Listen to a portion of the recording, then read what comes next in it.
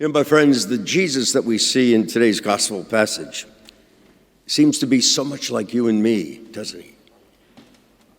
Life is getting hectic, too hectic. People seem to get more demanding of him every day. And so Jesus needs to get away. He needs to take some time to relax, to separate himself from the craziness all around him. So he and his apostles go off to a deserted place to rest. To rest. Don't you sometimes feel the very same way, my friends?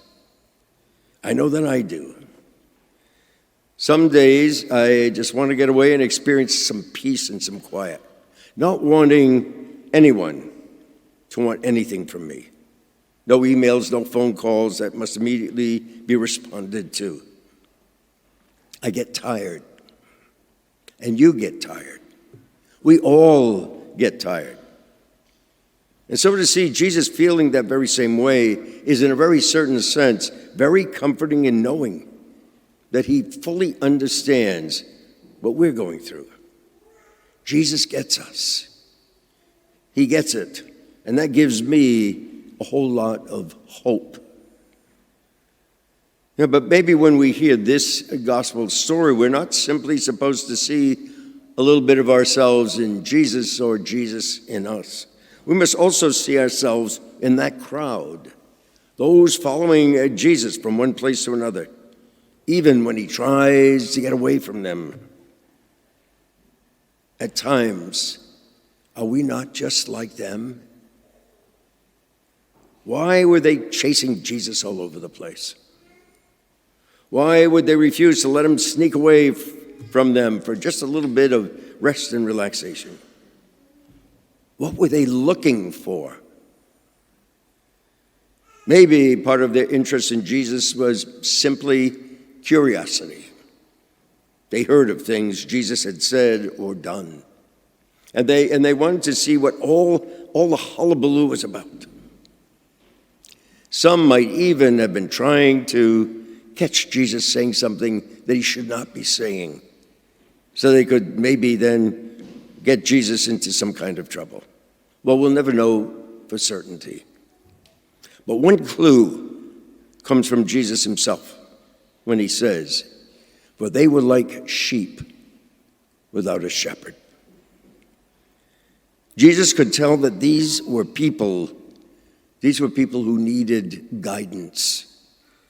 People who needed someone to truly care for them, watch over them, love them.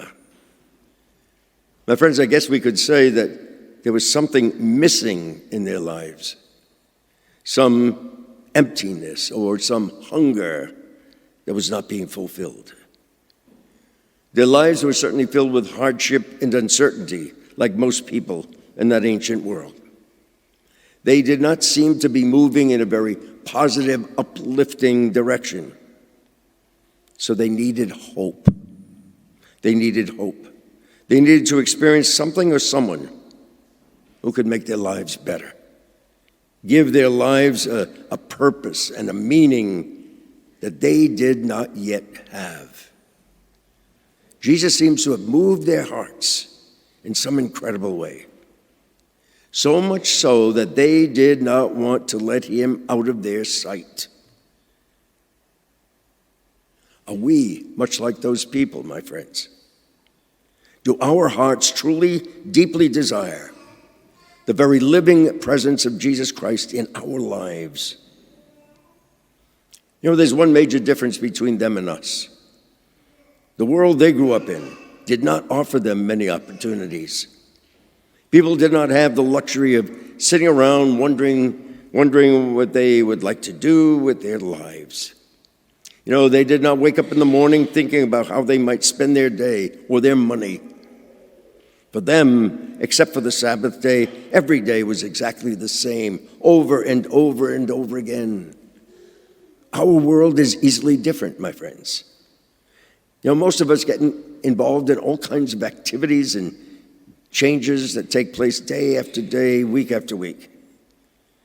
If we don't like our job, well, we get a new one. If we don't like the house we live in, well, we move. In our free time, well, we literally have hundreds of options to choose from. Our lives are hectic in ways that theirs probably were not. And we certainly have millions of distractions. So many different voices speaking to us, pulling us in hundreds of directions. And yet we have the very same need as did the people in Jesus' day and age. The need to fill an emptiness, a void, a heartfelt yearning that can only be filled by the mercy, compassion, kindness, generosity, and love of Jesus Christ. Should we choose to follow any other voice other than that of Jesus, then I can assure you the experience is going to be unsatisfying, it's going to be unrewarding, it's going to be unlife-giving. If only we could easily and consistently recognize the voice of Jesus from among the many other voices we hear. My friends, I do not have answers as to how that can happen to you or for you. But of this I'm certain. We will never hear the voice of Jesus if we do not try to hear it over and over and over again. If we do not at least admit and acknowledge our deepest longings, our profound dependency on Jesus Christ, who loves each and every one of us, so personally and unconditionally, no strings attached. So let each of us do our very best, with God's amazing grace, of course, to not get pulled into hundreds of different directions, like sheep without a shepherd. Like the crowd in today's gospel, may each of us do all we can to never, ever let Jesus out of our sight.